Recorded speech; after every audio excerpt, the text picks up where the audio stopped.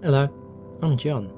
In the time of making this, I'm 25 years old, engaged with an 18-month-old daughter, as well as an aspiring filmmaker, graduating from university 3 years ago with a strong passion and knowledge for films, television and music, specifically aspiring to voice my own stories through the medium of film. Now, can you see anything?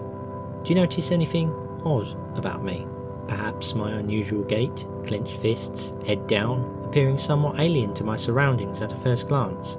Confused or lost body language? In all honesty, this is just how I appear.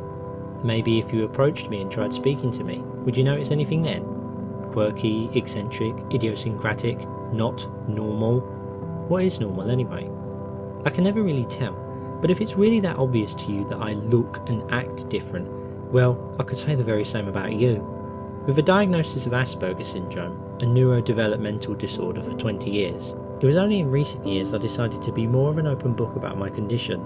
My disability, if you like.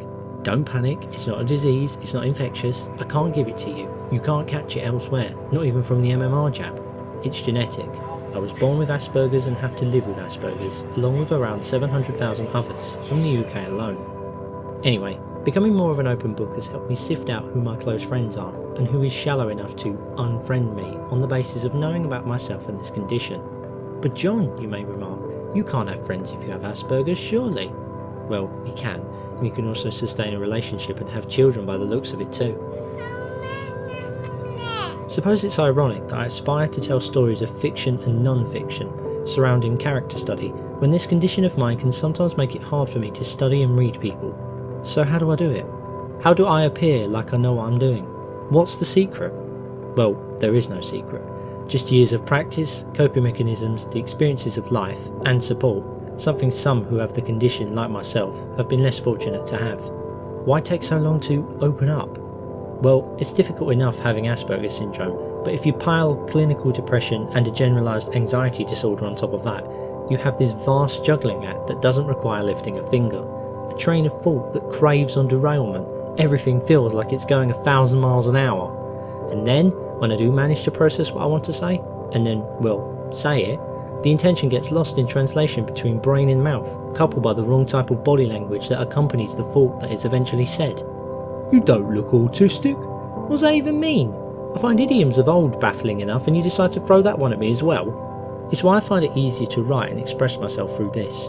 My fiancée, bless her heart, is committed, loving and caring enough to want to understand, something I am eternally grateful for. I am blessed, and God knows where I'd be if not for my family or my fiancée. It's puzzling certain areas of the government don't seem to have a similarly caring outlook, but that's for another short film of mine altogether. Sorry, shameless plug. An arguably regressive yet polarised society hasn't made the transition into adulthood as a millennial easy neither, but bad comes with the good, and I'm certain with enough perseverance those like myself with a similar disposition will be able to achieve to do what they want to do. I have Asperger's, and what of it?